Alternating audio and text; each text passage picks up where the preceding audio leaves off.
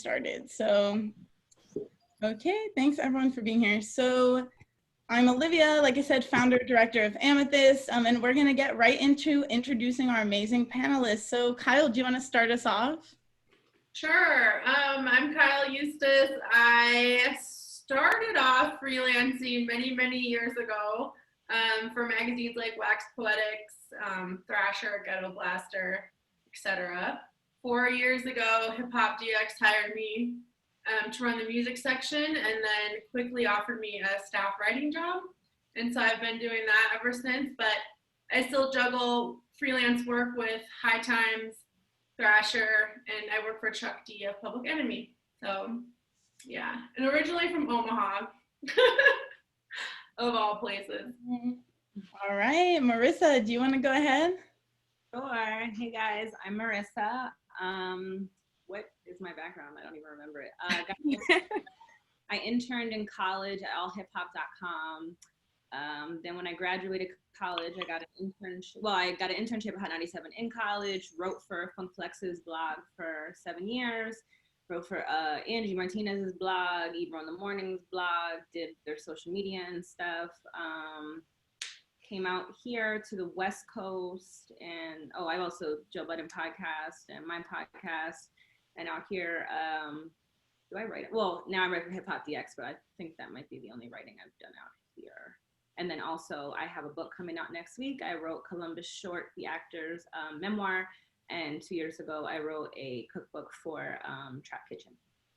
That's awesome, Marisa. Thank you. Jade, you're up. Hi. Sorry, my grandma kept popping in and I was trying to talk to her. She was telling me about the garbage man or whatever. But hi, everybody.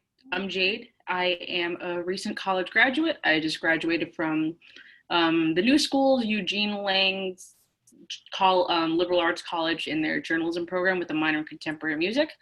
And I'm just an early career journalist trying to get whatever it is that I can. I was an intern at Fader magazine back in 2017. There I did a lot of like 1 or 2 features, a lot of premieres and stuff, really got the hand of everything. In 2018, I was an intern at Rolling Stone magazine, and there I was responsible for Megan Thee Stallion's first big kind of magazine feature debut, sort of, and I fought my ass off to get that. So that's something I'm very proud of, because nobody believed me in that office that she would be anything bigger than just me pitching it out. And since then, I have been freelancing here and there. I currently write mainly a lot for Vinyl Me Please. I recently had a byline with Playboy magazine, and just wherever I could get my hands on right now. And I'm always happy to talk to other early career journalists who are kind of in that weird in-between of like trying to find work, especially in such like a strange time, because it's the worst time for me to have possibly graduated. But yeah. Right, so true. That's awesome, Jade, though, about Megan and everything else. Okay, Mikeisha, you're up. All right. Hey, everybody. I'm Mikeisha, or Mikeisha Dashe, or my Stan Taylor will call me Gucci Girl. We'll probably talk about that later. But I am a freelance culture writer. I pretty much write where culture intersects with music and fashion for the most part. I actually have been writing for a while, even in undergrad. I was a contributor for a few blogs. And last year, it's only been a year that I decided I wanted to see if I could handle this freelance world. So in that time, I covered Lil Nas X breaking the Billboard record. I got to work with Claire on a bomb-ass piece about just how like lyric-based platforms warp the lyrics for a lot of artists and pretty much rewrite the stories that in a way they didn't intend for them to be put out. Just really focusing on like the cultural aspects of pop culture and where it meets music. And for like the last year, that's where I've been at. I write for a lot of places because I freelance. I'm a little here, there, everywhere. So Okayplayer, Team Vogue, Nylon, Complex. You'll see me somewhere. I'm out here writing shit. Love that. All right, Claire, it's all you. Hey guys, I am Claire. I am currently the entertainment editor at Nylon. I've worked with both Mikeisha and Taylor over the years, Nylon and paper. Let's see, I'm a little old, so I have to go back, but I got an internship at New York Magazine out of college, which was like extremely lucky, but it was minimum wage. So I did that, worked in restaurants at the same time, kind of took a detour into the restaurant world, came back to writing, pitched my ass off and got rejected a lot. Became paper's night editor, and that turned into forming relationships with the people there and getting a staff position, and then eventually moving on to Nylon. So that's sort of my long journey. I love that. Thank you, Claire. Okay, Taylor, do you want to go ahead? Yeah, hey y'all. My name is Taylor Crumpton. I use she, they pronouns. I'm based in Oakland, but proudly from Texas. My freelance journey literally started with a tweet, which is like a recurring theme in my freelance career. Back in the day, around 2016, I was an abortion organizer in Texas, and Glamour was working on an Abortion in America package. And at the time, the editor-in-chief was tweeting, and I was like, hey, can I come like shoot my shot and like get this? And she was like, yeah. And that ended up being my first byline in Glamour. And I took some time off because I was an undergrad and it was my senior year and I wanted to get drunk with my friends. I wasn't thinking about writing. And then my senior year of college, Donald Trump became president. Oh no. And at the time I was doing it again. And at the time I was still doing a lot of like abortion and reproductive rights work. And that's when Teen Vogue started to focus like more on like politics for like Gen Z and millennials. So I was able to kind of sneak into that sweet spot under like Elaine and Philip and Allison Maloney. I give so much love to Allison because she took me on and started me off in the most boring beat news, which I said was like my cheap journalism. And from there I did politics for about a year and a half at Teen Vogue. But as I infamously tweeted, I said, I'm getting sick about writing about white supremacy. Will someone please let me write about music? Desiree Thompson was an editor at Vibe, and she gracefully let me write my first music piece, which was trash. I look at it from time to time to like remind myself of like my humble beginnings. Like, bitch, you didn't always used to write like this. Like, stay firm, humble yourself. And since then, I've like been really blessed to now be considered like a cultural critic and writer. Don't know how I got the title when they was given to me, and I was like, thank y'all. Around with some real heavy hitters. And my current love project has been a book essay for Shea Serrano's Halfway Books. So he hired 5 writers to write about 5 rap albums. So I have spent weeks and weeks and weeks contextualizing Big Tuck's Purple Hulk. Pre-order link is gonna go live next month. So I'm really excited to like share that with the world and hopefully transform it into a book, which would be the first book about hip hop in Dallas, which is my hometown. So that's kind of like my long story short. And all of that came from tweets, which I will definitely talk about. Yes, I want to hear more about the tweets. Thank you, Taylor. All right, Shirley, it's all you now. This is just an intro, right? Yep, just an intro, just a quick intro. This is Slim, by the way. Hey, Slim. What What a To be completely honest, I can't remember the very beginning. I started as an intern at DJ City when I was at UCLA. And from there, I started freelancing for Hot New Hip Hop and True Magazine. And I actually got my first on-camera interview with Ty Dolla $ign in 2012 when he first got signed with True Magazine. From there, I think HipHopDX was next. Shout out to Justin Hunt. He interviewed me and hired me as an editorial intern. And from there, I was at DX for like 5 years. So I grew from intern to freelancer to running the music section and just social media. So they put me as editor at large for a little bit. But while I was there, I ended up freelancing for Nylon, Complex. I was doing a lot of lists on Complex. I've written for Audiomack. I've written for the Hundreds. My current bylines include Variety, which I would say is the most interesting one because my editor is on her shit. Variety, Revolt, Diddy's platform, Okayplayer, Flaunt, and All Hip Hop. And I have my own shows, but primarily in the journalism of what I do, that's where I contribute. All right, thank you. And I'm in the process of starting my own podcast, so. Yes, we're all gonna have to tune into that, Shirley. Keep us up. That's awesome. I love seeing so many people having their own things going on.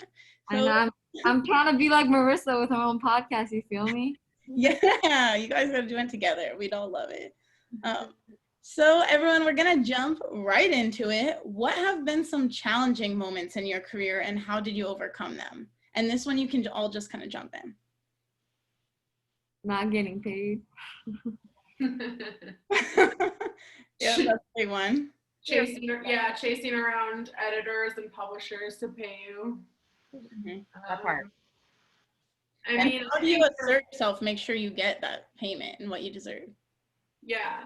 I mean, I think for me, being a white woman in hip hop has been challenging overall because, like, as soon as people find out that Kyle is a girl, first of all, you know, they're quick to dismiss me and like not think that I know my shit. So, you know, that's always going to be stacked up against me pretty much immediately. But I think, you know, I've put in a good decade of work. And so I don't really run into that much anymore, except for like in the comment sections where all the trolls live. But yeah, other than that, I mean, I really had to work hard to prove, you know, that I knew my shit. And so that was definitely a challenge, especially being from Nebraska of all places. I mean, people are like, what? Like, how did you get into hip hop, you know, being from Nebraska? I'm like, it's a good question. It's a valid question. So I think, wait, I'll let you go. There you go. I think for me, some of the biggest challenges I face is one, trying to balance like my mental health with freelancing, especially if you want to really get a lot out of freelancing, you are going to have to sacrifice a lot. You're going to have to put in a lot more hours. And for me, at one point, I was going to school full time, working 2 jobs. Jesus H Christ. Plus freelancing. Turn that down. So that was really, really difficult for me to try to balance because my mental health was like in the crapper. And then it only got worse once you like get into freelancing and realize that it's, for some people, it operates a lot more than just talent. You can have all the talent in the world, but unless like you have a social media presence, unless you have a brand, unless you have all these different things, it can take a lot to just sell yourself to an editor, because in many ways when you're pitching, you're selling both yourself and your idea. And hopefully that will get you more gigs and stuff like that with editors. So that was hard. And on top of that, just trying to like kind of vouch for myself as a new journalist, because even though I know that I know my shit, I know I have an incredible knowledge, I have an incredible voice, I love what I do, and I'm very proud of my stuff. For some people, just because they see my graduation year and how long I've been in it, they won't give me anything. And it's kind of that sort of snake eating its own tail, where it's like you want experience, but you need to get experience so you can get more experience, and then just goes back and forth because so many people don't even want to hire you because you don't have enough. And just finding people that are willing to take that chance on you. But once you find that, it's amazing. And I'm very privileged to have found some editors and publications who took the chance on me, realized that I'm good, and have given me great opportunities to work with them. So yeah. I actually super agree with that. Like when you don't have any experience, it's so hard to get an opportunity anywhere. And like recently in COVID, I was laid off, but I referred my personal intern and another coworker to Baller Alert because they needed writers, and I hate news stories.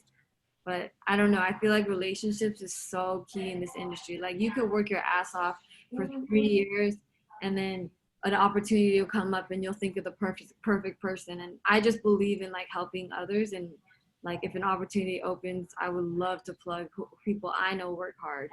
So that's what it's all about. Just to kind of piggyback off of what Jade said about balance, I feel like my Libra scales kick in that essence because I'm all about balance. I get really stressed out when things start getting out of whack. But being, like I told you guys earlier, like I have a 4-year-old son, so being, you know, I'm full-time mom, I'm trying to like full-time freelance with my 9 to 5. So sometimes that gets really complicated too. And I haven't like got the guts to just jump off the deep end into just freelancing completely in the way that like things like we see how COVID has taken effect on a lot of media platforms, washing out jobs, washing out, you know, publications completely, like seeing the demise of Vibe during COVID was like heartbreaking. So I think just trying to balance like that work-life balance and really dedicate all the time you have. And like she said, selling yourself, especially when I first decided last year that I wanted to like, I'm like, okay, I've been writing for a while, but now I want to freelance. So I talked to Taylor about this. Like, I think I'm ready to take the jump. But it was like taking those no's and being like, dang, can I really do this? But then landing like those pieces and having people to talk to like Claire or like Taylor was like creating this core group of like editors and writers around you. I feel like has been like a very pivotal point for like my career and all. So I think for me too, like I'm a little older and social media. I'm old too. What? I'm old too. No, girl, not as old as me. But I think, you know, social media has never really mattered to me. Like, I don't care about my followers. I don't care, like, how many I have, you know, like, and I know that probably hurts me, but I don't know, because I grew up in the 80s, it's just, like, not something that I really pay attention to. Which, like, Shirley, I want to start my own podcast as well. Like, I already have my own radio show locally. It's the first hip hop show in this town, which is kind of sad and cool at the same time. But yeah, I need to like learn how to develop my presence a little bit more because definitely lacking. I think like, I keep jumping in with someone. Go ahead. Oh, baby, no, you go ahead. You've been waiting. I was just going to say, like, for me, my difficulty really has been, like, balancing both because being a forward-facing personality while also being a journalist is, like, balancing two different worlds, and it gets really interesting. And being on a podcast and talking shit, you know, I've always been very open about my whole entire life. So being on a podcast and talking sex and stuff, a lot of people can't really compute that someone that can talk about sex can also be extremely intelligent and write very well. So often, you know, and often too, with being on a big podcast like that, you know, a lot of people were introduced to me for the first time. So all they knew was me as a personality and not as a writer.